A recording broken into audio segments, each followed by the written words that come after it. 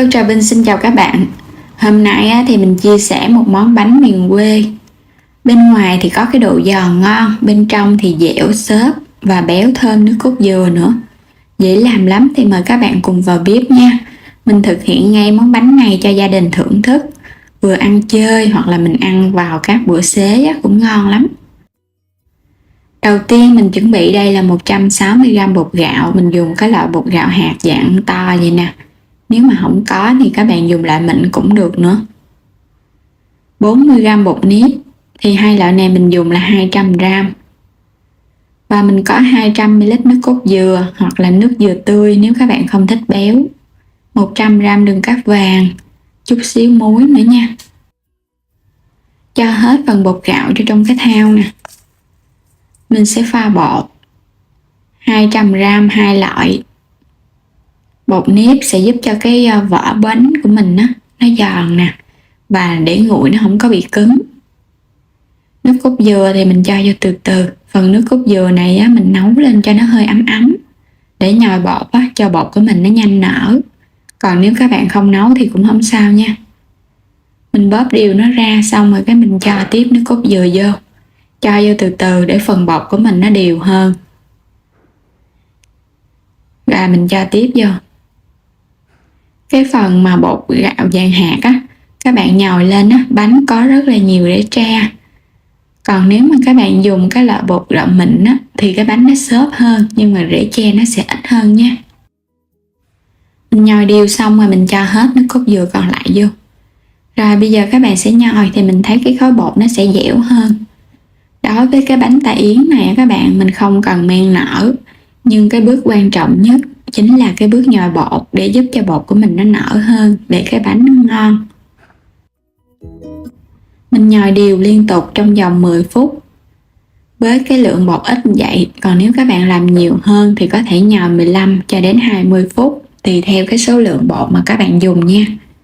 Nhồi đến khi nào mà mình thấy khối bột của mình nó lỏng, nó chảy và mình thấy xung quanh nó có nhiều cái bong bóng nó nổi lên bọt bọt như vậy thì bột nó mới đạt. Đây, khi để yên các bạn thấy bong bóng nó xuất hiện nè, giống như là các bạn nhồi bột bánh bò vậy đó. Quan trọng nhất là cái khâu nhồi bột. Như vậy là được rồi. Khi bột đã đạt, mình sẽ cho đường vô. Mình dùng cái đường cát vàng để giúp cho cái bánh chiên lên nó đẹp hơn. Còn nếu mà không có thì các bạn dùng đường cát trắng cũng được nữa. Rồi bây giờ mình sẽ nhồi đều lên nha, cho phần đường của mình nó tan đều trong bột. Các bạn nhớ là khi bột của mình nó đạt rồi thì mình mới cho đường vô. Bởi vì khi cho đường vô sớm, bột của mình nó sẽ khó lên bong bóng lắm. Và cho đường vô, các bạn sẽ đánh bột.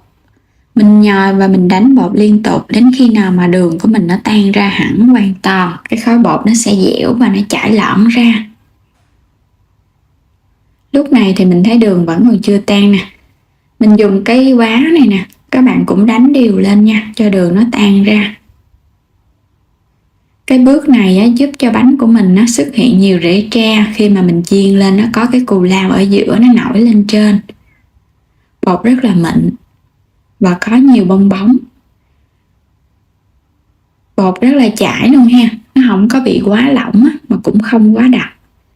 Vậy là xong. Đậy bột lại và mình để yên 15 phút. Sau 15 phút để bột nở ra, bây giờ các bạn sẽ mở nắp ra. Mình sẽ khuấy đều lên nha. Tại vì bột đóng gói mà các bạn không có thời gian nghỉ thì bột nó chưa có nở đều. Chuẩn bị cái chảo, mình dùng cái chảo máy bay, cái chảo sâu lòng loại nhỏ thôi. Cho dầu vô để làm nóng chảo. Mình dùng cái ly nhỏ xíu vậy nè. Các bạn sẽ gót bột vô. Cái ly thì giúp cho bánh của mình khi cho vào chảo nó tròn đều. Cái ly hoặc là cái chén nhỏ cũng được nữa.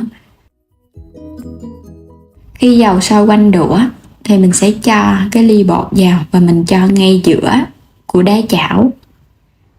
Xong rồi mình dỡ lên. Và nhớ cái lượng dầu ăn nó chỉ vừa xăm xắp cái mặt bánh thôi, đừng có nhiều quá nha. Và chiên ở mức lửa nhỏ để cho bánh nó nở đều và không bị cháy khét. Các bạn thấy bánh nó nở đều nha, xung quanh nó có rễ tre nè, nó nổi lên trên luôn á. Xoay đều qua. Ngoài viền nó vàng thì mình sẽ trở bề. Wow, bánh ngon quá các bạn, có cù lao ở giữa nè, xung quanh thì tay bèo vàng đều. Và mình chiên thêm cái mặt ở dưới cho nó vàng nữa là được.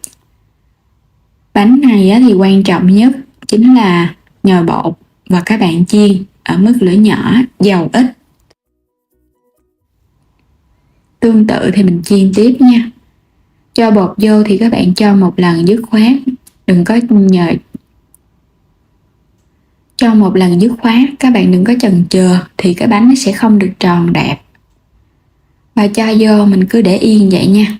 Đến khi nào mà mình thấy bên trong chính giữa nó không còn bột ướt nữa thì mình mới xay cái bánh. Xung quanh viền nó vàng đều thì mình sẽ trở lên. Rất là ngon. Hai cái bánh đầu tiên, cái nào cũng tai bèo và có cù lao ở giữa.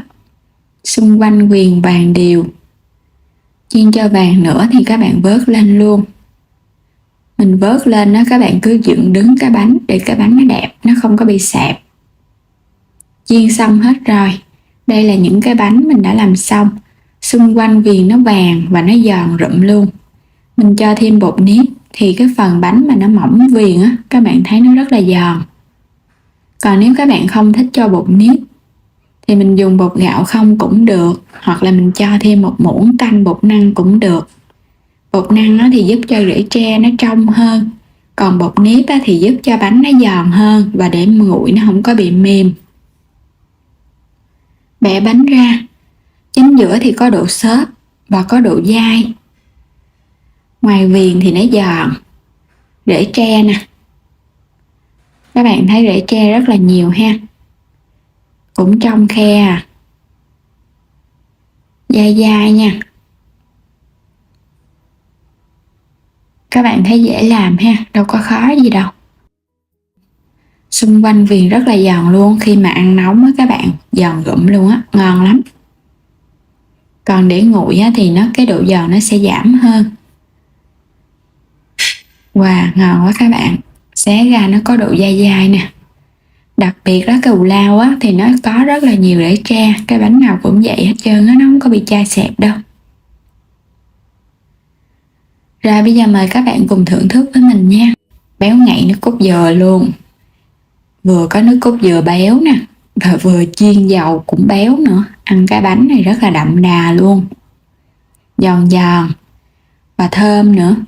Độ ngọt thì mình thấy vừa nha, không quá ngọt đâu. Nếu các bạn thích ngọt hơn có thể tăng hoặc là giảm cái lượng đường. Nếu mà các bạn không thích béo thì mình có thể thay bằng nước dừa tươi hoặc là sữa tươi đều ngon.